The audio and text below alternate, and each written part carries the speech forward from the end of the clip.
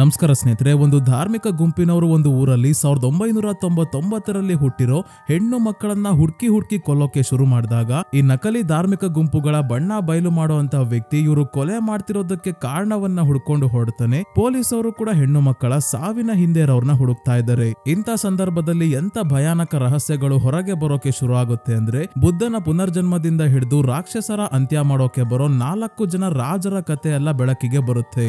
ಇದೆಲ್ಲದರ ನಡುವೆ ಹುಟ್ಟೋ 12 ಬೆರಳುಗಳಿರೋ ಮಗು ಜನರನ್ನ ಭಯಭೀತರನ್ನಾಗಿಸುತ್ತೆ. ಯಾಕೆ ಇಂತ ಭಯಾನಕ ಘಟನೆಗಳೆಲ್ಲ ಒಟ್ಟಿಗೆ ನಡೀತಾ ಇದ್ದಾವೆ? ಈ ಧಾರ್ಮಿಕ ಗುಂಪಿನವರು ಹೆಣ್ಣು ಮಕ್ಕಳನ್ನ ಯಾಕೆ ಕೊಲ್ತಾ ಇದ್ದಾರೆ? ಬುದ್ಧನ ಪುನರ್ಜನ್ಮವನ್ನ ಹೇಗೆ ಈ ಚಿತ್ರದಲ್ಲಿ ತೋರಿಸಿದ್ದಾರೆ ಅನ್ನೋದನ್ನ ಸ್ವಾಹಾದ 6th ಫಿಂಗರ್ ಅನ್ನೋ ಸೌತ್ ಕೊರಿಯನ್ ಮಿಸ್ಟ್ರಿ ಥ್ರಿಲ್ಲರ್ ಮೂವಿಯ ಸ್ಟೋರಿಯಲ್ಲಿ ನೋಡೋಣ.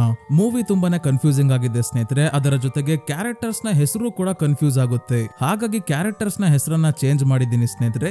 ಮತ್ತೆ ಕ್ಲೈಮ್ಯಾಕ್ಸ್ ಅಲ್ಲಿ ಬರೋ ಟ್ವಿಸ್ಟ್ ಗೆ ಈ ಮೂವಿ ತುಂಬಾನೇ ಜನರಿಗೆ ಇಷ್ಟ ಆಗುತ್ತೆ. ಅದಕ್ಕಾಗಿ ವಿಡಿಯೋನ ಮಿಸ್ ಮಾಡದೆ ಕೊನೆವರೆಗೂ ನೋಡಿ.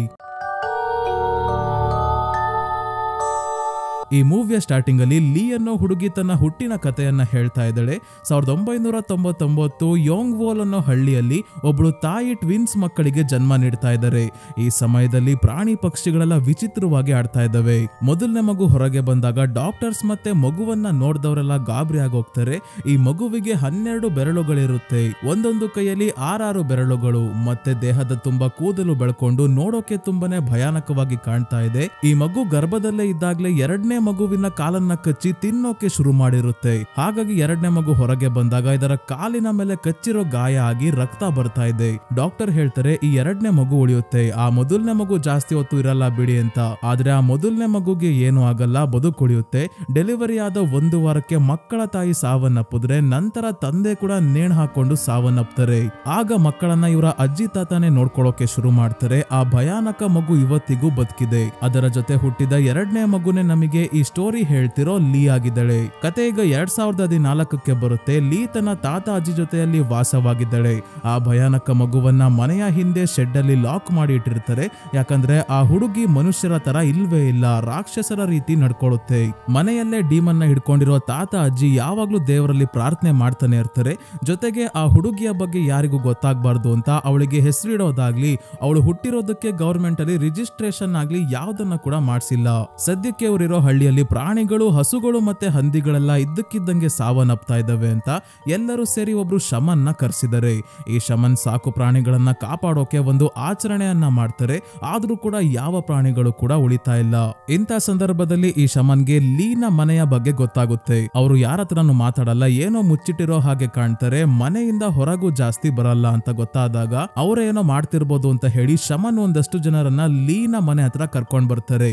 ಇವರು ಎಷ್ಟೇ ಬಾಗಿಲನ್ನ ಬಡಿದ್ರು ಲೀ ಆಗ್ಲಿ ಅಜ್ಜಿ ತಾತ ಆಗ್ಲಿ ಯಾರು ಡೋರ್ನ ಓಪನ್ ಮಾಡಲ್ಲ. ಮತ್ತೆ ಇಲ್ಲಿಗೆ ಬರೋಣ ಅಂತ ಹೇಳಿ ಶಮನ್ ವಾಪಸ್ ಹೋಗ್ತಾರೆ. ರಾತ್ರಿ ಆಗ್ತಿದ್ದಂಗೆ ಶೆಡ್ ಅಲ್ಲಿ ಇರೋ ಹುಡುಗಿ ಅಳ್ತಾ ಇರೋ ಶಬ್ದ ಕೇಳ್ತಾ ಇದೆ. ಈ ಅಳೋ ಶಬ್ದ ಕೇಳಿಸ್ಕೊಂಡ್ರೇನೆ ಭಯ ಆಗೋ ಆಗಿದೆ. ಅದಕ್ಕೆ ಲೀ ಅವರ ಅಜ್ಜಿ ಪ್ರೇಯರ್ ಮಾಡೋಕೆ ಶುರು ಮಾಡಿದ್ದಾರೆ.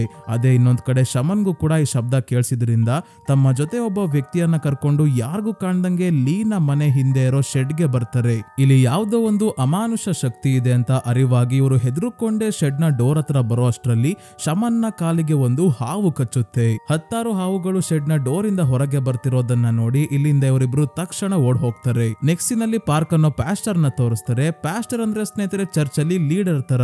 ಇವರು ಧರ್ಮವನ್ನ ನಂಬ್ತಾರೆ, ಆದ್ರೆ ಕಣ್ಮುಚ್ಕೊಂಡು ಧರ್ಮದ ಹೆಸರಲ್ಲಿ ಮೋಸ ಮಾಡೋರ್ನ ನಂಬಲ್ಲ. ಸಾವಿರಾರು ನಕಲಿ ಪ್ರವಾದಿಗಳು, ಗುರುಗಳು ಅಂತ ಹೇಳ್ಕೊಂಡು ಓಡಾಡೋರ ಮುಖವಾಡ ಕಳ್ಸೋ ಕೆಲಸ ಮಾಡ್ತಿದ್ದಾರೆ ಪಾರ್ಕ್. ಈ ಪಾರ್ಕ್ ಕ್ಯಾರೆಕ್ಟರ್ ಮಾಡಿರೋರ್ನ ಎಲ್ಲೋ ನೋಡ್ದಂಗಿದೆಯಲ್ಲ ಅಂತ ಅನ್ಸಿದ್ರೆ ಸ್ನೇಹಿತರೆ, ಸ್ಕ್ವಿಡ್ ಗೇಮ್ ಅಲ್ಲಿ ನೀವು ನೋಡಿರ್ತೀರಾ. ಸೊ ಪಾರ್ಕ್ ತಮ್ಮ ಆಫೀಸ್ಗೆ ಬರ್ಬೇಕಾದ್ರೆ ನನ್ಗಳೆಲ್ಲ ಆಫೀಸ್ ಮುಂದೆ ನಿಂತ್ಕೊಂಡು ಹೋರಾಟ ಮಾಡ್ತಾ ಇದ್ದಾರೆ. ಇವ್ರಿಗೆ ಮೊಟ್ಟೆಯಿಂದ ಎಲ್ಲ ಹೊಡಿತಾ ಇದ್ದಾರೆ. ಯಾಕಂದ್ರೆ ಅವರು ನನ್ನರಿಗೆ ಹೋಗಿ ಅಂದ್ರೆ ನನ್ಗಳಿರೋ ಜಾಗಕ್ಕೆ ಹೋಗಿ ಇವರ ಬಣ್ಣ ಕೂಡ ಬಯಲು ಮಾಡಿರ್ತಾರೆ. ಇವರ ಆಫೀಸ್ ನ ಮುಚ್ಚಬೇಕು, ಇವರು ಮಾಡೋ ಕೆಲಸ ನಿಲ್ಲಿಸಬೇಕು ಅಂತ ನನ್ಗಳು ಹೋರಾಟ ಮಾಡ್ತಾ ಇದ್ದಾರೆ. ಆದ್ರೆ ಪಾರ್ಕ್ ನ ಕಣ್ಣು ಡಿಯರ್ ಮೌಂಟ್ ಅನ್ನೋ ಒಂದು ಕಲ್ಟ್ ಅಂದ್ರೆ ಗುಂಪಿನವರ ಮೇಲೆ ಬೀಳುತ್ತೆ. ಪಾರ್ಕ್ ತಾವು ಇನ್ವೆಸ್ಟಿಗೇಟ್ ಮಾಡಿ ಏನನ್ನ ಕಂಡಿಡ್ದಿರ್ತಾರೋ ಅದನ್ನ ನ್ಯೂಸ್ ಪೇಪರ್ ಗೋಸ್ಕರ ಆರ್ಟಿಕಲ್ ಬರೆದು ಹಣ ಸಂಪಾದನೆ ಮಾಡ್ತಾ ಇರ್ತಾರೆ. ಪಾರ್ಕ್ ತಮ್ಮ ಜೊತೆ ಕೆಲಸ ಮಾಡೋ ಜೋಸೆಫ್ ಅನ್ನೋ ಹುಡುಗನನ್ನ ಈ ಕಲ್ಟ್ಗೆ ಸೇರ್ಕೊಂಡು ಒಳಗೆ ಏನ್ ನಡೀತಿದೆ ತಿಳ್ಕೊಳ್ಳೋಕೆ ಹೇಳಿದಾಗ ಎಲ್ಲೆಲ್ಲಿ ಈ ಕಲ್ಟ್ ಅವರ ಬ್ರಾಂಚ್ ಇದೆಯೋ ಅಲ್ಲಿಗೆಲ್ಲ ಜೋಸೆಫ್ ಹೋಗಿ ಬಂದಾಗ ಗೊತ್ತಾಗುತ್ತೆ ಈ ಕಲ್ಟ್ ಅವರು ಬೌದ್ಧ ಧರ್ಮವನ್ನ ಅಂದ್ರೆ ಬುದ್ಧಿಸಂ ನ ಪಾಲನೆ ಮಾಡ್ತಾರೆ. ಯಾವುದೇ ರೀತಿ ಅನಾಚಾರಗಳು ಮಾಡೋದು ಕಂಡು ಬಂದಿಲ್ಲ. ಆದ್ರೆ ವಿಚಿತ್ರ ಏನಂದ್ರೆ ಈ ರೀತಿ ಗುಂಪಿನವರು ಜನರಿಂದ ಡೊನೇಷನ್ ಪಡ್ಕೊಂಡು ಕೆಲಸ ಮಾಡ್ತಾರೆ. ಆದ್ರೆ ಈ ಡಿಯರ್ ಮೌಂಟ್ ಕಲ್ಟ್ ಅವರು ಜನರಿಗೇನೆ ಹಣ ಸಹಾಯ ಮಾಡ್ತಿರ್ತಾರೆ. ಹಾಗಾಗಿ ಸದ್ಯಕ್ಕೆ ಅವರನ್ನ ಕಲ್ಟ್ ಅಂತ ಕರೆಯೋದು ಬೇಡ, ಸೆಕ್ಟ್ ಅಂತ ಕರೆಯೋಣ ಅಂತ ಡಿಸೈಡ್ ಮಾಡ್ತಾರೆ ಪಾರ್ಕ್. ಕಲ್ಟ್ ಅಂದ್ರೆ ಸ್ನೇಹಿತರೆ ತಮ್ಮದೇ ಆದ ಸಪರೇಟ್ ಧರ್ಮ, ಆಚಾರ ವಿಚಾರಗಳನ್ನೆಲ್ಲ ಇರುವಂತ ಗುಂಪಿನವರು. ಅದೇ ಬುದ್ಧಿಸ್ಟ್ ಸೆಕ್ಟ್ ಅಂದ್ರೆ ಬೌದ್ಧ ಧರ್ಮವನ್ನ ಫಾಲೋ ಮಾಡೋ ಅಂತವರ ಸಣ್ಣ ಗುಂಪು ಅಂತ ಹೇಳ್ಬೋದು. ಪಾರ್ಕ್ ಈ ಗುಂಪಿನವರ ಬಗ್ಗೆ ಹೇಳೋಕೆ ಬುದ್ಧಿಸ್ಟ್ ಮೊಂಕ್ ಗಳನ್ನ ಭೇಟಿಯಾಗಿ ಈ ಡಿಯರ್ ಮೌಂಟ್ ನ ಬಗ್ಗೆ ಹೇಳಿದಾಗ ಇದೇ ರೀತಿ ಸಾವಿರಾರು ಗುಂಪುಗಳು ಕೊರಿಯಾದಲ್ಲಿ ಇದಾವೆ. ಈ ಡಿಯರ್ ಮೌಂಟ್ ಮೇಲೆ ಯಾಕೆ ನಿಮಗೆ ಡೌಟ್ ಬಂದಿದೆ ಅಂತ ಮೊಂಕ್ ಕೇಳಿದಾಗ ರಿಯಲ್ ಆಗಿ ಇದ್ದ ಜಾಪನೀಸ್ ಕಲ್ಟ್ ನ ಬಗ್ಗೆ ಹೇಳ್ತಾರೆ ಪಾರ್ಕ್. ಅದರ ಲೀಡರ್ ತನ್ನನ್ನ ತಾನು ಬುದ್ಧನ ಪುನರ್ಜನ್ಮ ಅಂತ ಹೇಳ್ಕೊಂಡಿದ್ದ. ಮೊದಲು ಎಲ್ಲ ನಾರ್ಮಲ್ ಆಗಿ ಇತ್ತು, ಕೊನೆಗೆ ಟೆರರಿಸ್ಟ್ ಗುಂಪಾಗಿ ಬದಲಾಗೋಗುತ್ತೆ. ಮತ್ತೆ ಅವರು ಜನರನ್ನ ಕೊಲ್ಲೋಕೆ ಶುರು ಮಾಡ್ತಾರೆ. ಧರ್ಮದ ಹೆಸರಲ್ಲಿ ಸೆಕ್ಟ್ ನ ರೀತಿನೇ ಶುರು ಆಗಿ ನಂತರ ಕಲ್ಟ್ ಆಗಿ ಟೆರರಿಸ್ಟ್ ಗ್ರೂಪ್ ಆಗೋಯ್ತು. ಹಾಗೆ ಈ ಡಿಯರ್ ಮೌಂಟ್ ಕೂಡ ಆದ್ರೆ ಕಷ್ಟ, ಅದಕ್ಕೆ ಇನ್ವೆಸ್ಟಿಗೇಟ್ ಮಾಡೋದು ಒಳ್ಳೇದು ಅಂತ ಪಾರ್ಕ್ ಹೇಳಿದಾಗ 3 ಜನ ಮೊಂಕಲ್ಲಿ ಒಬ್ಬರಾದ ಸಿದ್ಧಾರ್ಥ ಅನ್ನೋ ಮೊಂಕ್ ಪಾರ್ಕ್ ಹೇಳ್ತಿರೋದು ನಿಜ ಅಂತ ಹೇಳಿ ಯಾವುದೇ ಹೊಸ ಧರ್ಮ ಆದ್ರೂ ಅವ್ರದೇ ಆದಂತ ಧರ್ಮ ಗ್ರಂಥ ಇದ್ದೇ ಇರುತ್ತೆ ಅಲ್ವಾ, ಅದು ನಮ್ ಕೈಗೆ ಸಿಕ್ಕಿದ್ರೆ ಆ ಗುಂಪಿನ ಬಗ್ಗೆ ಇನ್ನಷ್ಟು ತಿಳ್ಕೊಬಹುದು ಅಂತ ಸಿದ್ಧಾರ್ಥ ಅವರು ಹೇಳಿದಾಗ ಆ ಧರ್ಮ ಗ್ರಂಥವನ್ನ ಎತ್ತಾಕೊಂಡ್ ಬರೋಕೆ ಡಿಸೈಡ್ ಮಾಡ್ತಾರೆ ಪಾರ್ಕ್. ನೆಕ್ಸ್ಟ್ ಸೀನಲ್ಲಿ ಒಂದು ಬ್ರಿಡ್ಜ್ ನ ಹತ್ರ ಆಕ್ಸಿಡೆಂಟ್ ಆಗಿದೆ. ಟ್ರಕ್ ಬ್ರಿಡ್ಜ್ ನ ಗೋಡೆಗೆ ಗುದ್ದಿರೋದ್ರಿಂದ ಗೋಡೆ ಹೊಡೆದೋಗಿ ಒಳಗೆ ಒಬ್ಳು ಹುಡುಗಿಯ ಕೈ ಕಾಣಿಸ್ತಾ ಇದೆ. ರೀಸೆಂಟ್ ಆಗಿ ಈ ಬ್ರಿಡ್ಜ್ ನ ಗೋಡೆಯನ್ನ ಒಂದು ಕನ್ಸ್ಟ್ರಕ್ಷನ್ ಕಂಪನಿ ಅವರು ಕಟ್ಟಿದ್ರು. ಆ ಕಂಪನಿಗೋಸ್ಕರ ಕೆಲಸ ಮಾಡೋರೆ ಯಾರೋ ಹುಡುಗಿಯನ್ನ ಕೊಲೆ ಮಾಡಿ ಗೋಡೆಯ ಒಳಗೆ ಹಾಕಿ ಸಿಮೆಂಟ್ ಇಂದ ಮುಚ್ಚಿರ್ಬೋದು ಅಂತ ಪೊಲೀಸ್ ಅವ್ರಿಗೆ ಅನ್ಸುತ್ತೆ. ಸೊ ಪೊಲೀಸ್ ಅವರು ಇನ್ವೆಸ್ಟಿಗೇಷನ್ ಶುರು ಮಾಡಿ ಕನ್ಸ್ಟ್ರಕ್ಷನ್ ಕಂಪನಿಯವರ ಹತ್ರ ವಿಚಾರಣೆ ಮಾಡ್ತಾ ಇದ್ದಾರೆ. ಇದೇ ಕನ್ಸ್ಟ್ರಕ್ಷನ್ ಕಂಪನಿಯಲ್ಲಿ ಕೆಲಸ ಮಾಡೋ ಜಿಮ್ ಅನ್ನೋ ಟ್ರಕ್ ಡ್ರೈವರ್ ನ ಈಗ ತೋರಿಸ್ತಾರೆ. ಇವನನ್ನ ಮೀಟ್ ಮಾಡೋಕೆ ಡಿಯರ್ ಮೌಂಟ್ ಗುಂಪಿನ ಒಬ್ಬ ವ್ಯಕ್ತಿ ಬರ್ತಾನೆ. ಇವನ ಹೆಸರು ಲಿಯೋ ಅಂತ. ಜಿಮ್ ಲಿಯೋಗೆ ಹೇಳ್ತಾ ಇದ್ದಾನೆ, ನನ್ ಕೈಯಲ್ಲಿ ಹೆಣ್ಣು ಮಕ್ಕಳನ್ನ ಕೊಲ್ಲೋ ಕೆಲಸ ಮಾಡೋಕೆ ಆಗ್ತಿಲ್ಲ. ಪ್ರತಿದಿನ ರಾತ್ರಿ ಆ ಸಾವನ್ನಪ್ಪಿರೋ ಹೆಣ್ಣು ಮಕ್ಕಳು ನನ್ ಕಣ್ಮುಂದೆನೆ ಬರೋ ಹಾಗೆ ಕಾಣಿಸುತ್ತೆ. ನಾವು ಏನೋ ತಪ್ಪು ಮಾಡ್ತಾ ಇದೀವಿ ಅಂದಾಗ, ಇಲ್ಲ ನೀನು ಸ್ವರ್ಗಕ್ಕೆ ಹೋಗೋ ಕೆಲಸ ಮಾಡ್ತಾ ಇದ್ಯಾ, ದುಷ್ಟ ಶಕ್ತಿಗಳ ಜೊತೆ ಹೋರಾಡ್ತಾ ಇದ್ಯಾ, ನೀನು ಆ ಹುಡುಗಿಯನ್ನ ಸಾಯಿಸಿ ಬ್ರಿಡ್ಜ್ ನ ಗೋಡೆ ಒಳಗೆ ಹಾಕಿದ್ಯಾ ಅಂತ ಪೊಲೀಸ್ ಅವ್ರಿಗೆ ಗೊತ್ತಾಗುತ್ತೆ. ಅವರು ನಿನ್ನ ಹತ್ರ ಬರೋ ಅಷ್ಟರಲ್ಲಿ ನೀನು ಸಾವನ್ನಪ್ಪಿ ನಿರ್ವಾಣ ಪಡಿಬೇಕು ಅಂತ ಹೇಳ್ತಾನೆ ಲಿಯೋ. ಬೌದ್ಧ ಧರ್ಮದಲ್ಲಿ ನಿರ್ವಾಣ ಅಂದ್ರೆ ಸ್ನೇಹಿತರೆ ಸಂಸಾರದಿಂದ ಮುಕ್ತಿ ಪಡೆಯೋದು. ಪುನರ್ಜನ್ಮ ಸಾವು ನೋವಿಂದ ಹೊರಗೆ ಬಂದು ಜ್ಞಾನೋದಯ ಆಗೋದೇ ನಿರ್ವಾಣ. ಸಿಂಪಲ್ ಆಗಿ ಹೇಳ್ಬೇಕು ಅಂದ್ರೆ ಹುಟ್ಟು ಸಾವಿನ ಸೈಕಲ್ ಇಂದ ಮುಕ್ತಿ, ಮೋಕ್ಷ ಪಡೆಯೋದು. ಇಷ್ಟೊಂದು ಹೆಣ್ಣು ಮಕ್ಕಳನ್ನ ಸಾಯಿಸ್ಬಿಟ್ಟು ಇವರು ಮೋಕ್ಷ ಪಡೆಯೋದ್ರ ಬಗ್ಗೆ ಮಾತಾಡ್ತಾ ಇದ್ದಾರೆ. ಸದ್ಯಕ್ಕೆ ಜಿಮ್ ತಾನು ಸಾಯೋದಾಗಿ ಒಪ್ಕೊಂತಾನೆ ಕೂಡ. ಇನ್ನೊಂದ್ ಕಡೆ ಗೋಡೆಯಲ್ಲಿ ಸಿಕ್ಕ ಹುಡುಗಿಯ ಡೆಡ್ ಬಾಡಿಯ ಪೋಸ್ಟ್ ಮಾರ್ಟಮ್ ಮಾಡಿದ ನಂತರ ಡಾಕ್ಟರ್ಗೆ ಅವಳ ದೇಹದಲ್ಲಿ ಕೆಂಪು ಬೀನ್ಸ್ ಮತ್ತೆ ಮಂತ್ರಗಳು ಬರ್ದಿರೋ ಯಂತ್ರಗಳೆಲ್ಲ ಸಿಗುತ್ತೆ. ಕೆಂಪು ಬೀನ್ಸ್ ಸ್ನೇಹಿತರೆ ಕೊರಿಯಾದಲ್ಲಿ ದುಷ್ಟ ಶಕ್ತಿಗಳನ್ನ ದೂರ ಇಡೋದಕ್ಕೋಸ್ಕರ ತಮ್ಮ ರಕ್ಷಣೆಗೋಸ್ಕರ ಬಳಸ್ತಾರೆ.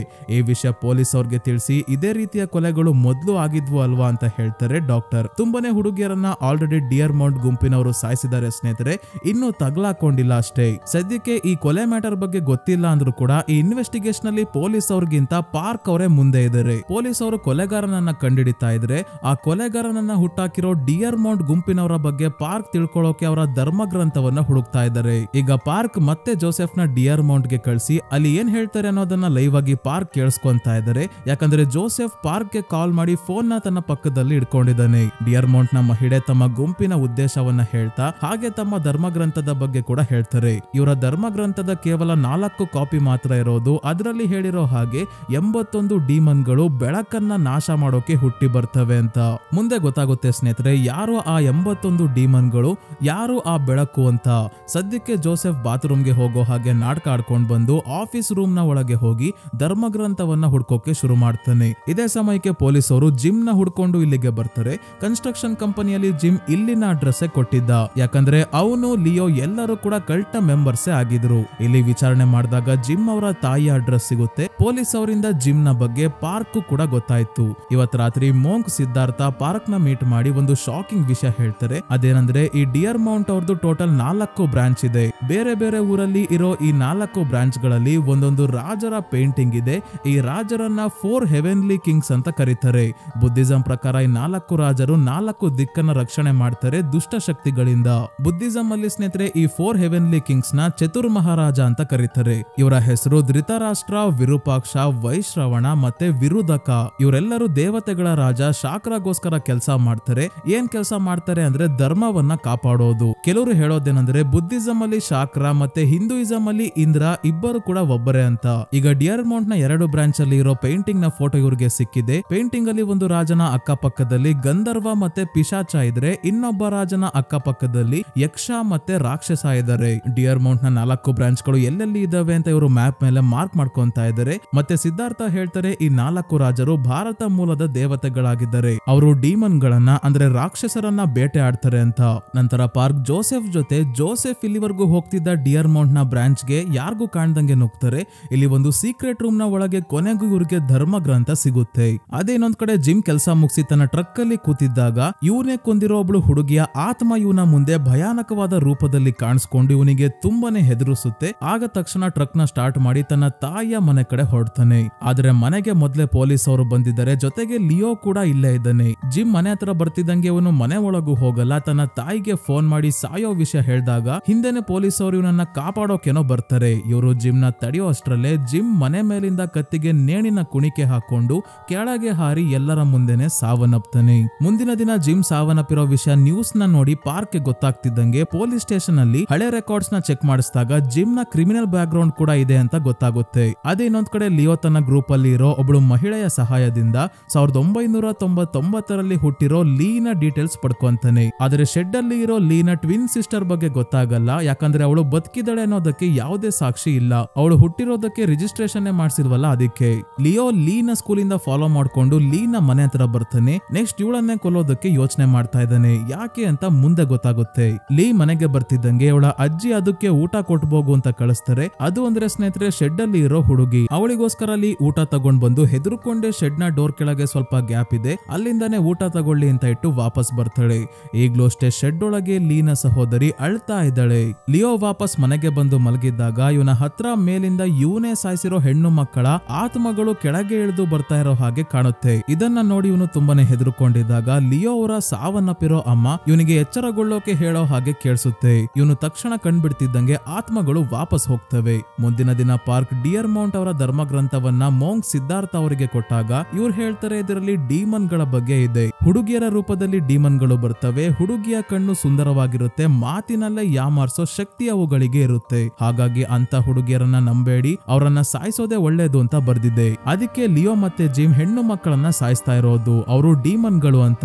ಈಗ್ಲೇ ಸ್ನೇಹಿತರೆ ನಿಮ್ಗೆ ಇನ್ನೊಂದು ಇಂಪಾರ್ಟೆಂಟ್ ವಿಷಯ ಹೇಳ್ಬಿಡ್ತೀನಿ. ನಿಮ್ಗೆ ನೆನ್ಪಿರ್ಬೋದು ಈ ಧರ್ಮ ಗ್ರಂಥದ 4 ಕಾಪಿಗಳಿದೆ ಅಷ್ಟೇ ಅಂತ ಡಿಯರ್ಮೌಂಟ್ ಗ್ರೂಪ್ ನ ಮೆಂಬರೇ ಹೇಳಿದ್ರು. ಈ 4 ಕಾಪಿಗಳು 4 ಡಿಯರ್ಮೌಂಟ್ ನ ಬ್ರಾಂಚ್ ಗಳಲ್ಲಿ ಇದಾವೆ. ಮತ್ತೆ 4 ಹೆವೆನ್ಲಿ ಕಿಂಗ್ಸ್ ನ ರೀತಿ ಈ ಗ್ರೂಪ್ ಅಲ್ಲಿ 4 ಜನ ಇದ್ದಾರೆ ಡೀಮನ್ಸ್ ಗಳನ್ನ ನಾಶ ಮಾಡೋಕೆ. ಅವರು ಬೇರೆ ಯಾರು ಅಲ್ಲ, ಲಿಯೋ, ಜಿಮ್ ಮತ್ತೆ ಇನ್ನ ಇಬ್ರು ಮೊದಲೇ ಸಾವನ್ನಪ್ಪಿದ್ರು. ಜಿಮ್ ಈಗ ಸಾವನ್ನಪ್ಪಿದ್ದಾನೆ. ಸದ್ಯಕ್ಕೆ ಲಿಯೋ ಒಬ್ಬ ಬದುಕಿದ್ದಾನೆ. ಅಂದ್ರೆ ಈ ಗ್ರೂಪ್ ನ ಲೀಡರ್ ಯಾರು ಅಂತ ಇನ್ನೂ ಗೊತ್ತಾಗಿಲ್ಲ. ಒಟ್ನಲ್ಲಿ ಲೀಡರ್ ಇವರ ಬ್ರೈನ್ ವಾಶ್ ಮಾಡಿರೋ ಹಾಗೆ ಕಾಣ್ತಿದೆ. ಇವರೇ ಆ 4 ರಾಜರು, ಚತುರ್ ಮಹಾರಾಜರು ಅಂತ ಅನ್ಕೊಂಡಿದ್ದಾರೆ. ಇವರ ಪ್ರಕಾರ ಡೀಮನ್ ಆಗಿರೋ ಹುಡುಗಿಯರನ್ನ ಹುಡುಕಿ ಸಾಯಿಸಿದ್ರೆ ಬುದ್ಧ ಮೋಕ್ಷವನ್ನ ಕೊಡ್ತಾರೆ ಅಂತ.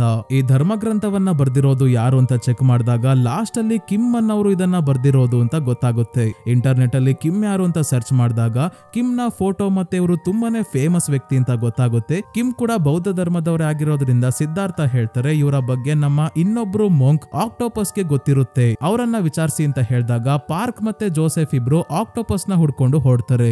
ಆಕ್ಟೋಪಸ್ ಅವರ ಮನೆ ಬೆಟ್ಟದ ಮೇಲೆ ಇರೋದು, ಹಾಗಾಗಿ 100 ಮೆಟ್ಟಿಲುಗಳನ್ನ ಹತ್ಕೊಂಡು ಇವರಿಬ್ರು ಬರ್ಬೇಕಾದ್ರೆ ಪಾರ್ಕ್ ಬೈಕೊಂತ ಇದ್ದಾರೆ. ಆಕ್ಟೋಪಸ್ ಆದವರು ಸಮುದ್ರದ ಹತ್ರ ಎಲ್ಲಾದ್ರೂ ಇರೋದ್ ಬಿಟ್ಟು ಬೆಟ್ಟದ ಮೇಲೆ ಅವರಲ್ಲ ಅಂತ. ಹಾಗೆ ತಟ್ಟಾಡ್ಕೊಂಡು ಮೆಟ್ಟಿಲುಗಳನ್ನ ಹತ್ಕೊಂಡು ಆಕ್ಟೋಪಸ್ ಅವರ ಮನೆ ಹತ್ರ ಬಂದಾಗ ಇಲ್ಲಿಂದ ಕಾರ್ ಹೋಗ್ತಿರೋದನ್ನ ನೋಡಿ ಇಬ್ರಿಗೂ ಗೊತ್ತಾಗುತ್ತೆ ಇಲ್ಲಿಗೆ ಕಾರಲ್ಲೇ ಬರೋದಕ್ಕೆ ರೋಡ್ ಇತ್ತು ಅಂತ. ಪಕ್ಕದಲ್ಲೇ ರೋಡ್ ಇರೋದು ಗೊತ್ತಾಗದೆ ಕಾರ್ ನಿಲ್ಲಿಸಿ 100 ಮೆಟ್ಟಿಲುಗಳನ್ನ ಹತ್ಕೊಂಡ್ ಬಂದಿದ್ದಾರೆ. ಹೇಗೋ ಒಟ್ನಲ್ಲಿ ಬಂದಿದ್ದಾರೆ. ಈಗ ಆಕ್ಟೋಪಸ್ ಅವ್ರನ್ನ ಭೇಟಿಯಾದಾಗ ಆಕ್ಟೋಪಸ್ ಕಿಮ್ ಅವರ ಒಂದು ಫೋಟೋ ತೋರಿಸ್ತಾರೆ. 1940ರ ಆಸುಪಾಸಲ್ಲಿ ತೆಗ್ದಿರೋ ಫೋಟೋ ಇದು. 1899ರಲ್ಲಿ ಹುಟ್ಟಿದ್ದ ಕಿಮ್ ಅವ್ರಿಗೂ ಕೂಡ ಬುದ್ಧನ ರೀತಿ ಜ್ಞಾನೋದಯ ಆಗಿತ್ತು. ಅವರನ್ನ ಬುದ್ಧನ ಪುನರ್ಜನ್ಮದ ರೀತಿನೇ ಜನ ನೋಡ್ತಾ ಇದ್ರು. ಜಪಾನ್ ಅವರು ಕೂಡ ಇವರ ಬಳಿ ಹೋಗ್ತಾ ಇದ್ರು. ಕೊರಿಯಾದ ಫ್ರೀಡಂ ಫೈಟರ್ಸ್ ಗೆ ಸಹಾಯ ಮಾಡೋದಷ್ಟೇ ಅಲ್ಲ, ಜಪಾನ್ ಅವರು ಲೂಟಿ ಮಾಡಿದ್ದ ಸಂಪತ್ತನ್ನ ವಾಪಸ್ ಕೊರಿಯಾಗೆ ತರೋಕು ಇವರು ಸಹಾಯ ಸಹಾಯ ಮಾಡಿದ್ರು ಅಂತ ಹೇಳ್ತಾ ಇದ್ದಾರೆ ಆಕ್ಟೋಪಸ್. ಅಂದ್ರೆ 1945ರಲ್ಲಿ ಕೊರಿಯಾಗೆ ಇಂಡಿಪೆಂಡೆನ್ಸ್ ಸಿಕ್ಕಿದ್ದು ಸ್ನೇಹಿತರೆ. ಅಲ್ಲಿವರೆಗೂ ಜಪಾನ್ ಅವರು ಆಳ್ವಿಕೆ ನಡೆಸ್ತಾ ಇದ್ರು. ಅದಾದ್ಮೇಲೆ ಕಿಮ್ ದೇವಸ್ಥಾನವನ್ನ ಕಟ್ಟಿರ್ತಾರೆ, ಎಲ್ಲಾ ಚೆನ್ನಾಗೆ ನಡೀತಾ ಇರುತ್ತೆ. ಆದರೆ 1985ರಲ್ಲಿ ಇದ್ದಕ್ಕಿದ್ದಂಗೆ ದೇವಸ್ಥಾನವನ್ನ ಬಿಟ್ಟು ಸೂತ್ರವನ್ನ ಅಂದ್ರೆ ಗ್ರಂಥವನ್ನ ಬರೆಯೋಕೆ ಹೊರಡ್ತಾರೆ. ಅದಾದ್ಮೇಲೆ ಅವರು ಅಡ್ರೆಸ್ ಗಿಲ್ಲ, ಅವ್ರಿಗೆ ತುಂಬಾನೇ ಹತ್ರ ಇದ್ದ ಶಿಷ್ಯಂದಿರಿಗೆ ಮಾತ್ರ ಅವರು ಎಲ್ಲಿದ್ದಾರೆ ಅಂತ ಗೊತ್ತು ಅಂತ ಆಕ್ಟೋಪಸ್ ಹೇಳಿದಾಗ ಅವರು ಇನ್ನೂ ಬದುಕಿದಾರ ಅಂತ ಕೇಳ್ತಾರೆ ಪಾರ್ಕ್. ಆಕ್ಟೋಪಸ್ 1899ರಲ್ಲಿ ಕಿಮ್ ಹುಟ್ಟಿರೋದು ಅಂದ್ರೆ ಈಗ ಎಷ್ಟು ವಯಸ್ಸಾಗಿರ್ಬೋದು ಅಂತ ಲೆಕ್ಕ ಹಾಕಿದಾಗ 115-16 ವರ್ಷ ಆಗುತ್ತೆ. ಅದಕ್ಕೆ ಅವರು ಸಾವನ್ನಪ್ಪಿರ್ಬೋದು ಅಂತ ಹೇಳ್ತಾರೆ. ಇದೇನು 126 ವರ್ಷ ಆಗ್ಬೇಕಲ್ವಾ 2025ಕ್ಕೆ ಅಂತ ಕನ್ಫ್ಯೂಸ್ ಆಗ್ಬೇಡಿ ಸ್ನೇಹಿತರೆ. ಮೂವಿಯ ಸ್ಟೋರಿ ನಡೀತಾ ಇರೋದು 2014ರಲ್ಲಿ. ಪಾರ್ಕ್ ಮತ್ತೆ ಜೋಸೆಫ್ಗೆ ಇನ್ನೊಂದು ವಿಷಯ ಗೊತ್ತಾಗೋದೇನಂದ್ರೆ ಕಿಮ್ ಅವರು ಒಂದು ಯೂತ್ ಡಿಟೆನ್ಷನ್ ಸೆಂಟರ್ಗೂ ಕೂಡ ಹೋಗಿ ಹಣ ಸಹಾಯ ಮಾಡ್ತಾ ಇದ್ರು ಅಂತ. ಅಂದ್ರೆ 18 ವರ್ಷಕ್ಕಿಂತ ಕಡಿಮೆ ವಯಸ್ಸಿನ ಕ್ರಿಮಿನಲ್ಸ್ ನ ಇಟ್ಕೊಂಡಿರ್ತಾರಲ್ಲ ಆ ಜಾಗ. ಜಿಮ್ ನ ಬಗ್ಗೆ ಪೊಲೀಸ್ ರೆಕಾರ್ಡ್ಸ್ ಇಂದ ಪಾರ್ಕ್ ಗೆ ಗೊತ್ತಾಗಿತ್ತು ಅವನು ಕ್ರಿಮಿನಲ್ ಬ್ಯಾಕ್ ಗ್ರೌಂಡ್ ಇದೆ ಅಂತ. ಅವನು ಕೂಡ ಕ್ರೈಮ್ ಮಾಡಿ ಇದೇ ಯೂತ್ ಡಿಟೆನ್ಷನ್ ಸೆಂಟರ್ ಅಲ್ಲಿ ಇದ್ದ. ಹಾಗಾಗಿ ಪಾರ್ಕ್ ಮತ್ತೆ ಜೋಸೆಫ್ ಇಬ್ರು ಯೂತ್ ಡಿಟೆನ್ಷನ್ ಸೆಂಟರ್ ಗೆ ಹೊರಡ್ತಾರೆ.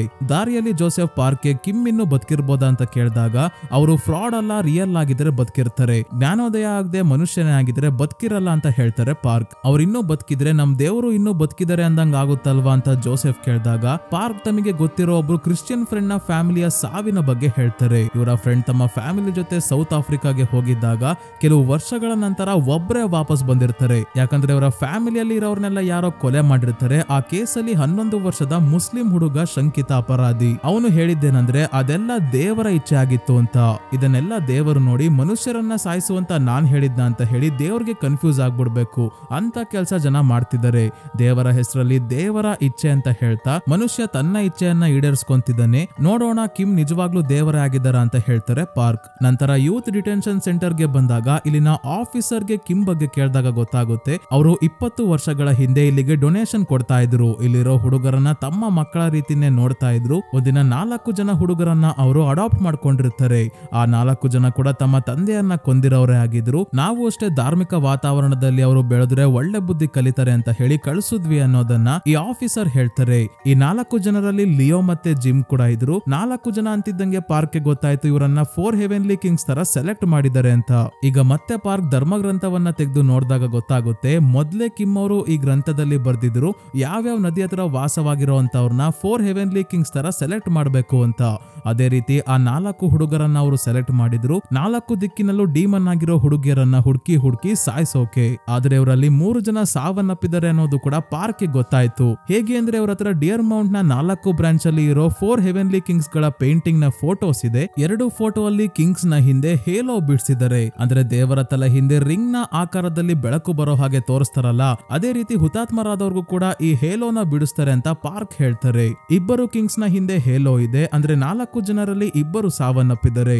ಜಿಮ್ ಸಾವನ್ನಪ್ಪಿರೋದು ಪಾರ್ಕ್ ಗೆ ನ್ಯೂಸ್ ಅಲ್ಲಿ ನೋಡಿ ಗೊತ್ತಾಗಿತ್ತು. ಅಲ್ಲಿಗೆ ಇನ್ನೊಬ್ಬ ಮಾತ್ರ ಉಳಿದಿದ್ದಾನೆ ಅಂತ ಪಾರ್ಕ್ ಮತ್ತೆ ಜೋಸೆಫ್ ಗೆ ಗೊತ್ತಾಗುತ್ತೆ. ನೆಕ್ಸ್ಟ್ ನಲ್ಲಿ ಲೀನ ಮನೆಯಲ್ಲಿ ಇದ್ದ ಇವಳ ಅಜ್ಜಿ ತಾತ ಮನೆಯಲ್ಲಿ ಇಲ್ದಿರೋದನ್ನ ನೋಡಿ ಲಿಯೋ ಇವಳನ್ನ ಕೊಲ್ಲೋದಕ್ಕೆ ಮನೆ ಒಳಗೆ ನುಗ್ತಾನೆ. ಇದು ಶೆಡ್ ಅಲ್ಲಿ ಇರೋ ಲೀನ ಸಹೋದರಿಗೆ ಗೊತ್ತಾಗಿ ಯಾವ್ದೋ ಮಂತ್ರಗಳನ್ನ ಹೇಳೋಕೆ ಶುರು ಮಾಡಿದಾಗ 100 ಪಕ್ಷಿಗಳೆಲ್ಲ ಕಿಟಕಿ ಗ್ಲಾಸ್ ನ ಹೊಡೆದಾಕೊಂಡು ಲೀನ ಮನೆ ಒಳಗೆ ಬೀಳ್ತಾ ಇದ್ದಾವೆ. ಲಿಯೋ ಹೆದರ್ಕೊಂಡು ಮನೆಯ ಹಿಂದೆ ಶೆಡ್ ಹತ್ರ ಬರ್ತಾನೆ. ಅಲ್ಲ ಶೆಡ್ ಅಲ್ಲಿ ಇರೋ ಹುಡುಗಿನೇ ತನ್ನ ಹತ್ರ ಕರೆಸ್ಕೊಂತಾಳೆ. ಮನೆಯ ಹಿಂದೆ ಡೋರ್ ಕೂಡ ತನಿಗೆ ತಾನೇ ಓಪನ್ ಆಯ್ತು. ಇಲ್ಲಿ ಲಿಯೋ ಅವರು ಸಾಕಿದ್ದ ನಾಯಿಗಳು ಬೊಗಳುದೇ ಇರೋ ಹಾಗೆ ಮಾಡ್ತಾಳೆ. ಲಿಯೋ ಶೆಡ್ ನ ಡೋರ್ ನ ಕೆಳಗಿಂದ ಒಳಗೆ ಯಾರಿದ್ದಾರೆ ಅಂತ ನೋಡಿದಾಗ ಲೀನ ಸಹೋದರಿ ಭಯಾನಕವಾಗಿ ಇರೋದನ್ನ ನೋಡಿ ಇವನು ಹೆದರ್ಕೊಂತಾನೆ.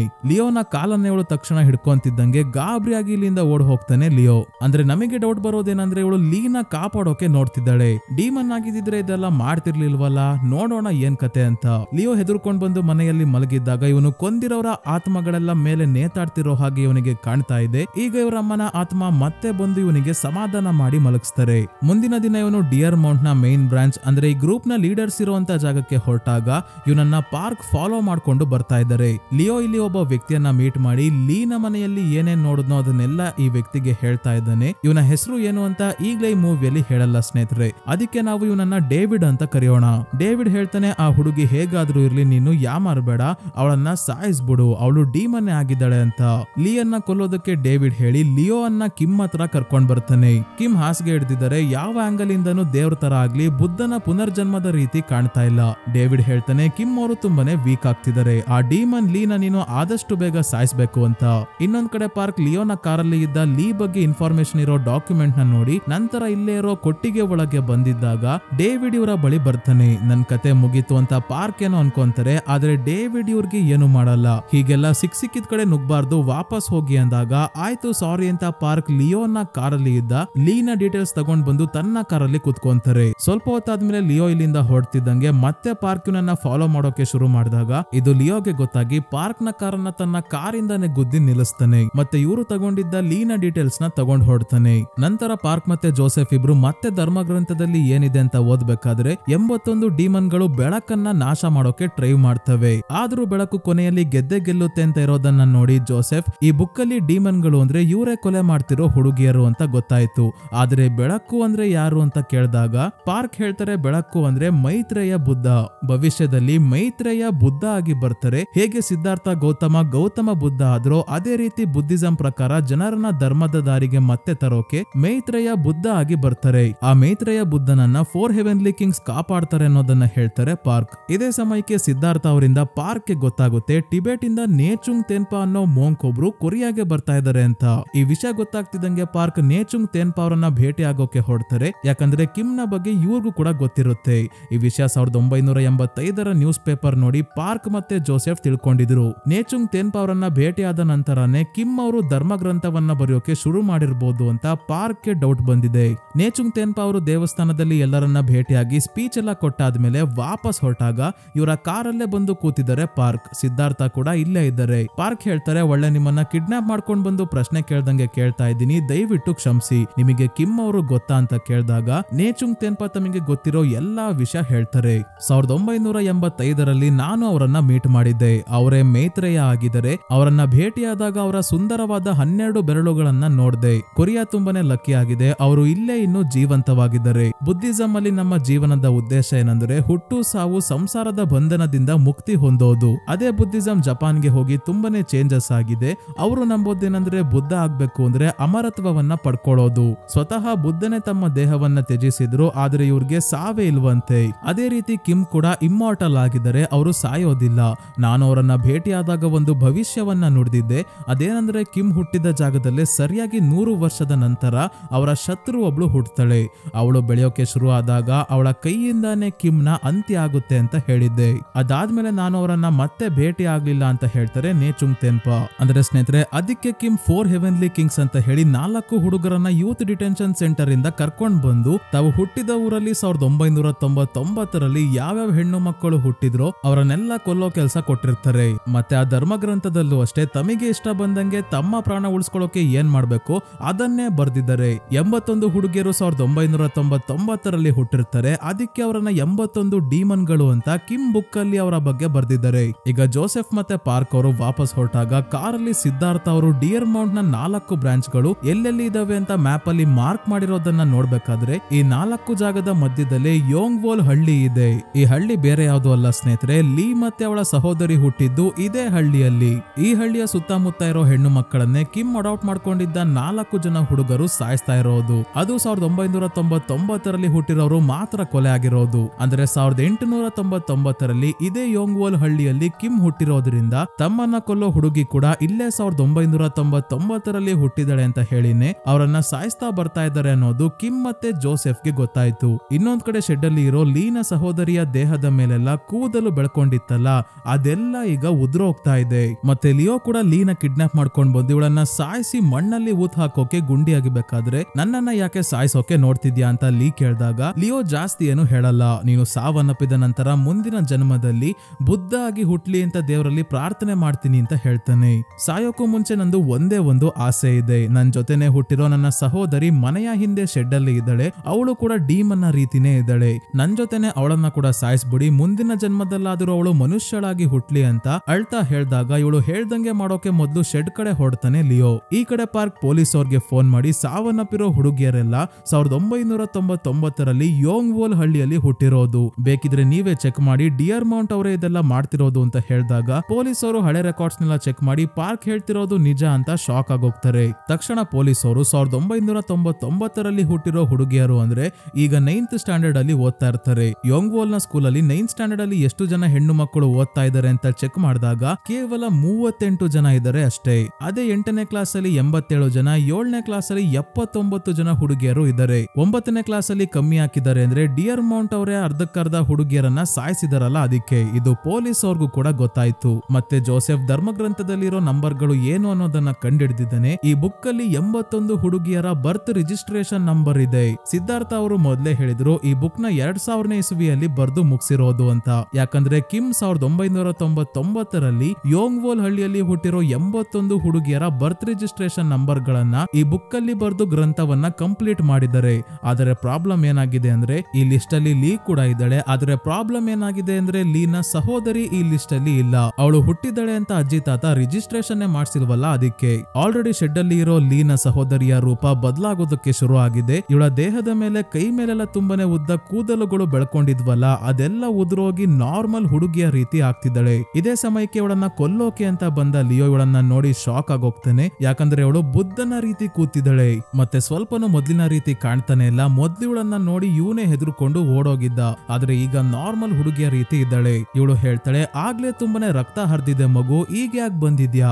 ಆಗ್ಲೇ ತುಂಬಾನೇ ತಡ ಆಗೋಗಿದೆ, ನಾನು ನಿನ್ಗೋಸ್ಕರನೇ ಕಾಯ್ತಾ ಇದ್ದೆ ಅಂದಾಗ ಇವನು ಇವಳ ಬಳಿ ಹೋಗೋಕೆ ನೋಡ್ತಾನೆ. ಆದ್ರೆ ಇವಳ ಹತ್ರನೇ ಇರೋ ಹಾವು ಇವನಿಗೆ ಮುಂದೆ ಬರೋಕೆ ಬಿಡಲ್ಲ. ಹೀಗೆ ಸ್ನೇಹಿತರೆ ಕೆಲವು ಕಡೆ ಬುದ್ಧನ ಜೊತೆ ನಾಗ ಇರೋ ಹಾಗೆ ತೋರಿಸ್ತಾರೆ. ಅದೇ ನಾಗ ತರ ಇಲ್ಲಿ ಈ ಹಾವು ಇವಳನ್ನ ರಕ್ಷಿಸ್ತಾ ಇದೆ. ಅಂದ್ರೆ ಇಲ್ಲಿವರೆಗೂ ನಾವ್ ಅನ್ಕೊಂಡಿದ್ದೆಲ್ಲ ಸುಳ್ಳು ಸ್ನೇಹಿತರೆ. ಇಲ್ಲಿ ನಿಜವಾಗ್ಲೂ ಬುದ್ಧನ ಪುನರ್ಜನ್ಮ ಕಿಮ್ ಅಲ್ಲ, ಇವಳಾಗಿದ್ದಾಳೆ. ಇವಳೇ Maitreya Buddha.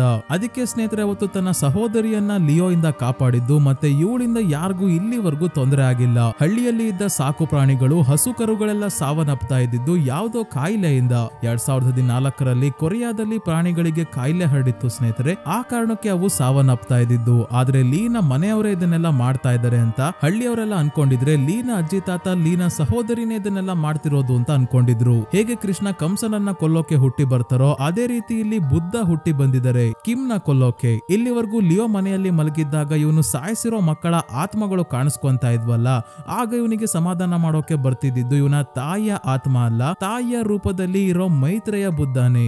Leona Kim adapt ಮಾಡ್ಕೊಳ್ಳೋಕು ಮುಂಚೆ ವೇಶ್ಯಾವಾಟಿಕೆ ದಂಧೆ ನಡೆಸ್ತಾ ಇದ್ದ ತನ್ನ ತಂದೆಯನ್ನೇ ಕೊಂದು ಜೈಲಿಗೆ ಹೋಗಿರ್ತಾನೆ.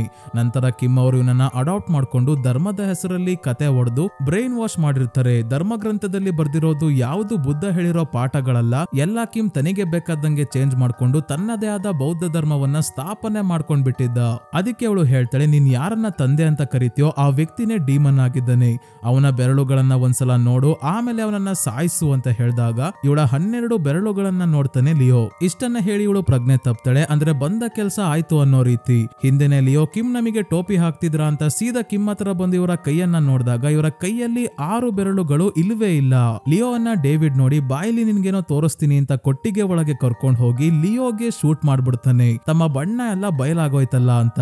ಇದೇ ಸಮಯಕ್ಕೆ ಪಾರ್ಕ್ ಬಂದು ಮನೆಯಲ್ಲಿ ಯಾರು ಇಲ್ದೇ ಇರೋದನ್ನ ನೋಡಿ ಕಿಮ್ ಹತ್ರ ಬರ್ತಾರೆ. ದೇವರಾಗಿದ್ರೆ ಇದೇನ್ ಈ ರೀತಿ ಬೆಡ್ ಮೇಲೆ ಮಲ್ಗೋದಕ್ಕೆ ಸಾಧ್ಯನೇ ಇಲ್ಲ, ನೀನು ದೇವರಲ್ಲ ಅಂದ್ರೆ ಇಲ್ಲಿ ಬುದ್ಧ ಯಾರಾಗಿರ್ಬೋದು ಮತ್ತೆ ಅಂತ ಯೋಚನೆ ಮಾಡ್ಬೇಕಾದ್ರೆ ಡೇವಿಡ್ ಬರ್ತಾ ಇರೋದನ್ನ ನೋಡಿ ಇಲ್ಲೇ ಬಚ್ಚಿಡ್ಕೊಂತಾರೆ. ಇಲ್ಲಿವರೆಗೂ ನೀವು ಮಾಡ್ಬೇಕಾಗಿದ್ದ ಕೆಲಸ ಎಲ್ಲ ಮಾಡಿದಿರಾ, ಇನ್ನ ನೀವು ಹೊರಡಬಹುದು ಅಂತ ಹೇಳಿ ಇವರನ್ನ ಡೇವಿಡ್ ಸಾಯಿಸ್ತಾನೆ. ನಾನೇ ಹೋಗಿ ಆ ಹುಡುಗಿಯನ್ನ ಸಾಯಿಸ್ತೀನಿ ಅಂತ ಹೇಳಿ ಡೇವಿಡ್ ಹೊರಟಾಗ ಇವನನ್ನ ಕಳ್ಸ್ಕೊಡೋದಕ್ಕೆ ಒಬ್ರು ಅಜ್ಜಿ ಬರ್ತಾರೆ. ಈ ಅಜ್ಜಿಯನ್ನ ಡೇವಿಡ್ ತನ್ನ ಹೆಂಡತಿನೋ ಗರ್ಲ್ ಫ್ರೆಂಡ್ ಅನ್ನೋ ಹಾಗೆ ಮಾತಾಡಿಸ್ತಾ ಇದ್ದಾನೆ. ಇವನು ಹೊರಟಾದ್ಮೇಲೆ ಬುಲೆಟ್ ಬಿದ್ದಿದ್ರು ಇನ್ನೂ ಬದುಕಿರೋ ಲಿಯೋನ ಪಾರ್ಕ್ ಕಾಪಾಡಿ ಜೋಸೆಫ್ ಮತ್ತೆ ಇವರಿಬ್ರು ಲಿಯೋನ ಕರ್ಕೊಂಡು ಹೋಗ್ಬೇಕಾದ್ರೆ ಲೀನ ಸಹೋದರಿಯ ಬಗ್ಗೆ ಲಿಯೋ ಇವರಿಗೆ ಹೇಳ್ತಾನೆ. ಜೋಸೆಫ್ ಡೇವಿಡ್ ನ ಕಾರ್ನ ಫಾಲೋ ಮಾಡ್ಕೊಂಡ್ ಬಂದು ಹಿಂದೆಯಿಂದ ಬೇಕು ಅಂತಾನೆ ಗುದುತ್ತಾನೆ. ಯಾರದು ಅಂತ ಡೇವಿಡ್ ನೋಡೋಕೆ ಕಾರಿಂದ ಇಳಿದು ಬಂದಾಗ ಪಾರ್ಕ್ ಇವನನ್ನ ಮಾತಾಡಿಸ್ತಾ ಡಿಸ್ಟ್ರಾಕ್ಟ್ ಮಾಡ್ತಿದ್ದಾರೆ. ಓ ನೀವಾ, ಅವತ್ತು ಕೊಟ್ಟಿಗೆಯಲ್ಲಿ ನಾವು ಮೀಟ್ ಆಗಿದ್ವಲ್ಲ ಅಂತ ಏನೇನೋ ಹೇಳ್ಬೇಕಾದ್ರೆ ಇದೇ ಗ್ಯಾಪ್ ಅಲ್ಲಿ ಲಿಯೋ ಡೇವಿಡ್ ನ ಕಾರ್ ಒಳಗೆ ಹೋಗಿ ಕುತ್ಕೊಂತಾನೆ. ಡೇವಿಡ್ ಯಾಕೆ ಹೋಗಿ ಬಂದು ನನ್ ಬುಡಕ್ಕೆ ಬರ್ತೀಯಾ, ವಾಪಸ್ ಹೋಗು ಅಂತ ಕಾರ್ ಹತ್ರ ಹೋಗ್ಬೇಕಾದ್ರೆ ಕಿಮ್ ಅಂತ ಹೆಸರಿಟ್ಟು ಡೇವಿಡ್ ನ ಕರೀತಾರೆ ಪಾರ್ಕ್. ಇದರಿಂದ ತನ್ನ ಹೆಸರೇ ಕಿಮ್ ಅನ್ನೋ ಹಾಗೆ ಡೇವಿಡ್ ಶಾಕ್ ಆಗಿ ನಿಂತ್ಕೊಂಡು ಆಮೇಲೆ ಇಲ್ಲಿಂದ ಹೊರಡ್ತಾನೆ. ಹೌದು ಸ್ನೇಹಿತರೆ, ಡೇವಿಡ್ ನ ನಿಜವಾದ ಹೆಸರು ಕಿಮ್ ಆಗಿದೆ. ಇಲ್ಲಿವರೆಗೂ ನಾವು ತಾತುನ್ನ ಕಿಮ್ ಅನ್ಕೊಂಡಿದ್ವಲ್ಲ, ಅವರು ಈ ಕಿಮ್ ನ ಶಿಷ್ಯ ಆಗಿದ್ರು. 1899ರಲ್ಲಿ ಹುಟ್ಟಿ ಬುದ್ಧ ಆಗಿದ್ದು ಈ ಕಿಮ್ ಸ್ನೇಹಿತರೆ. ಅದಿನ್ನೆಷ್ಟು ಜನ ಬುದ್ಧ ಇದ್ದಾರೆ ಅಂತ ಕನ್ಫ್ಯೂಸ್ ಆಗ್ಬೇಡಿ ಸ್ನೇಹಿತರೆ. ಮೊದ್ಲೇ ಹೇಳ್ದಂಗೆ ಬುದ್ಧ ಆಗೋದು ಅಂದ್ರೆ ಜ್ಞಾನೋದಯ ಆಗಿ ಹುಟ್ಟು ಸಾವಿನ ಸರ್ಕಲ್ ಇಂದ ಮುಕ್ತಿ ಹೊಂದೋದು. ಆದ್ರೆ ನೇಚುಂಗ್ ತೇನ್ಪಾ ಅವರು ಹೇಳ್ದಂಗೆ ಈ ಕಾನ್ಸೆಪ್ಟ್ ಜಪಾನ್ಗೆ ಹೋಗಿ ಚೇಂಜ್ ಆಗಿದೆ. ಬುದ್ಧ ಆದ ನಂತರ ವಯಸ್ಸೇ ಆಗಲ್ಲ, ಅದೇ ರೀತಿ ಕಿಮ್ಗೂ ಕೂಡ ವಯಸ್ಸೇ ಆಗಿಲ್ಲ, ಇವ್ರಿಗೆ ಸಾವೇ ಇಲ್ಲ. ಆದ್ರೆ ಏನೇ ಮಾಡಿದ್ರು ಸಾಯಲ್ಲ ಅಂತ ಅಲ್ಲ ಸ್ನೇಹಿತರೆ, ವಯಸ್ಸಾಗಿ ಇವರು ಸಾಯಲ್ಲ, ಆದ್ರೆ ಬೇರೆಯವರು ಸಾಯಿಸಬಹುದು. ನೇಚುಂಗ್ ತೇನ್ಪಾ ಅವರು ಭವಿಷ್ಯ ಭವಿಷ್ಯ ನೋಡ್ದಿದ್ದು ಈ ಕಿಮ್ಗೆನೆ. ಒಂದು ಸಲ ಕಿಮ್ ಯೂರೇನಾ ಅಂತ ಪಾರ್ಕ್ ತಾತುನ್ ಫೋಟೋ ನೇಚುಂಗ್ ತೆನ್ಪ ಅವ್ರಿಗೆ ತೋರಿಸಿದ್ರೆ ಅವರೇ ಹೇಳ್ಬಿಟ್ಟಿರೋರು ಕಿಮ್ ತಾತ ಅಲ್ಲ, ಕಿಮ್ಗೆ ವಯಸ್ಸೇ ಆಗಲ್ಲ ಅಂತ. ಕಿಮ್ ಅಜ್ಜಿಯನ್ನ ಮೀಟ್ ಮಾಡ್ಕೊಂಡು ಬಂದಲ್ಲ, ಅವರು ಅಷ್ಟೇ ಗರ್ಲ್ ಫ್ರೆಂಡೋ ಹೆಂಡ್ತಿನೋ ಅನ್ನೋ ಹಾಗೆ ಮಾತಾಡಿಸ್ತಿದ್ದ. ಯಾಕಂದ್ರೆ ಅವ್ರಿಗೆ ವಯಸ್ಸಾಗಿದೆ, ಇವನಿಗೆ ವಯಸ್ಸಾಗಿಲ್ಲ ಅಷ್ಟೇ. ಇಬ್ಬರು ಮೊದಲು ಜೊತೆಗೆ ಇದ್ರು. ಕಿಮ್ ಹೇಗೆ ಅಮರ ಆದ ಅನ್ನೋದನ್ನ ಈ ಮೂವಿಯಲ್ಲಿ ತೋರ್ಸಲ್ಲ ಸ್ನೇಹಿತರೆ, ಅದೇ ನನಗೆ ಈ ಮೂವಿಯಲ್ಲಿ ಇಷ್ಟ ಆಗ್ಲಿಲ್ಲ. ಇಂತ ವ್ಯಕ್ತಿ ಬುದ್ಧ ಆಗೋಕೆ ಹೇಗ್ ಸಾಧ್ಯ ಅಂತ ನನಗೆ ಡೌಟ್ ಬಂತು. ಯಾವ್ದಾದ್ರು ಅಡ್ಡದಾರಿ ಹಿಡಿದು ಅಮರತ್ವವನ್ನ ಪಡ್ಕೊಂಡಿರ್ಬೋದು. ಅದಕ್ಕೆ ಅವನನ್ನ ಕೊಲ್ಲೋಕೆ ಲೀನ ಸಹೋದರಿಯ ರೂಪದಲ್ಲಿ ಮೈತ್ರೇಯ ಬುದ್ಧ ಬಂದಿದ್ದಾರೆ. ಅವಳು ಲಿಯೋಗೆ ಹೇಳಿದ್ದು, ನನ್ನ ರೀತಿನೇ 6 ಬೆರಳುಗಳಿರೋದನ್ನ ನೋಡಿ ಅವನನ್ನ ಸಾಯಿಸು ಅಂತ. ಡೇವಿಡ್ಗೆ 6 ಬೆರಳುಗಳಿದೆ. ಅದನ್ನ ಅರ್ಥ ಮಾಡ್ಕೊಂಡ ಲಿಯೋ ಈಗ ಡೇವಿಡ್ ಅಂದ್ರೆ ಕಿಮ್ ನ ಕಾರಿಗೆ ಶಿಫ್ಟ್ ಆಗಿದ್ದಾನೆ. ಕಾರಲ್ಲಿ ಲಿಯೋ ಇರೋದನ್ನ ನೋಡಿ ಕಿಮ್ ಹೇಳ್ತಾನೆ, ನೀನು ನಿನ್ ತಂದೆ ಅಂತ ಅನ್ಕೊಂಡಿದ್ದಲ್ಲ, ಅವರು ನನ್ ಶಿಷ್ಯ ಆಗಿದ್ರು. ನನ್ ಬಗ್ಗೆ ಹೊರಗಿನವ್ರಿಗೆ ಗೊತ್ತಾಗ್ಬಾರ್ದು ಅಂತ ಅವರನ್ನ ಕಿಮ್ ಅಂತ ಹೇಳಿ ಎಲ್ಲಾ ಕಡೆ ಕಳಿಸ್ತಾ ಇದ್ದೆ. ನೀವು ಆ ಹುಡುಗಿಯರನ್ನ ಕೊಂದು ಕಾಪಾಡ್ತಿರೋದು ನನ್ನನ್ನ ಅಂತ ಹೇಳಿದಾಗ ಕೋಪದಲ್ಲಿ ಲಿಯೋ ಇವನ ಕತ್ತಿಗೆ ಸೀಟ್ ಬೆಲ್ಟ್ ಸುತ್ಕೊಂಡು ಎಳೆಯೋಕೆ ಶುರು ಮಾಡಿ ಹೇಳ್ತಾನೆ, ನೀನು ದೇವರಲ್ಲ, ಅಮಾಯಕ ಹೆಣ್ಣು ಮಕ್ಕಳನ್ನ ನಮ್ ಕೈಯಲ್ಲಿ ಕೊಲ್ಲೋ ಹಾಗೆ ಮಾಡಿಸಿದ ರಾಕ್ಷಸ. ಪ್ರತಿದಿನ ರಾತ್ರಿ ಅವರ ಆತ್ಮಗಳು ನನ್ನ ಹತ್ರ ಬಂದು ಅಳ್ತವೆ. ನಾನ್ ಮಾಡಿರೋ ತಪ್ಪನ್ನ ನೆನ್ಪು ಮಾಡ್ಕೊಂಡು ಗಿಲ್ಟ್ ಅಲ್ಲಿ ಬದುಕ್ತಾ ಇದ್ದೆ ಅಂತ ಮತ್ತೆ ಜೋರಾಗಿ ಸೀಟ್ ಬೆಲ್ಟ್ ನ ಎಳೆದಾಗ ಕಾರ್ ಕಂಟ್ರೋಲ್ ತಪ್ಪಿ ಪಲ್ಟಿ ಹೊಡೆದು ಕ್ರಾಶ್ ಆಗುತ್ತೆ. ಕಾರಿಂದ ಪೆಟ್ರೋಲ್ ಲೀಕ್ ಆಗಿ ಎಲ್ಲಾ ಕಡೆ ಚೆಲ್ತಾ ಇದೆ. ಇಷ್ಟು ದೊಡ್ಡ ಕ್ರಾಶ್ ಆದ್ರೂ ಕಿಮ್ಗೆ ಏನು ಆಗಲ್ಲ, ನಿನ್ ಕೈಯಲ್ಲಿ ನನ್ನ ಕೊಲ್ಲೋದಕ್ಕೆ ಆಗಲ್ಲ ಅಂತ ಹೇಳಿ ಮುಂದೆ ನಡ್ಕೊಂಡು ಹೋಗ್ಬೇಕಾದ್ರೆ ಇವನ ದೇಹದ ಮೇಲೆ ಚೆಲ್ಲಿದ್ದ ಪೆಟ್ರೋಲ್ ರೋಡ್ ಮೇಲೆ ಬೀಳ್ತಾ ಇದೆ. ಅದಕ್ಕೆ ಲಿಯೋ ಈಗ ಲೈಟರ್ ಇಂದ ಬೆಂಕಿ ಹಚ್ತಿದ್ದಂಗೆ ಕಿಮ್ ನ ದೇಹಕ್ಕೂ ಕೂಡ ಬೆಂಕಿ ಹತ್ಕೊಳ್ಳುತ್ತೆ. ಲೀನ ಸಹೋದರಿ ಲಿಯೋಗೆ ಇವನು ವಾಪಸ್ ಬರೋಕು ಮುಂಚೆ ಇನ್ನೊಂದು ವಿಷಯ ಹೇಳಿರ್ತಾಳೆ ಸ್ನೇಹಿತರೆ. ಆ ಕಿಮ್ ನ ಕತ್ತು ಮುರಿಯುತ್ತೆ, ಭೂಮಿ ಮೇಲೆ ಆಕಾಶ ಕೆಳಗೆ ಆಗುತ್ತೆ. ಆಗ ಅವನ ದೇಹಕ್ಕೆ ಬೆಂಕಿ ಹಚ್ಚಿ ನೀನು ಮತ್ತೆ ಧರ್ಮವನ್ನ ಎತ್ತಿ ಹಿಡಿಬೇಕು ಅಂತ ಹೇಳಿ ಇವಳೇ ಲಿಯೋಗೆ ಲೈಟರ್ ಕೊಟ್ಟಿರ್ತಾಳೆ. ಈಗ ಅವಳು ಹೇಳ್ದಂಗೆ ಆಗಿದೆ ಸ್ನೇಹಿತರೆ. ಲಿಯೋ ಕಿಮ್ ನ ಕತ್ತಿಗೆ ಸೀಟ್ ಬೆಲ್ಟ್ ನ ಹಾಕಿ ಎಳಿತಿದ್ದಂಗೆ ಕಾರ್ ಪಲ್ಟಿ ಆಗುತ್ತೆ.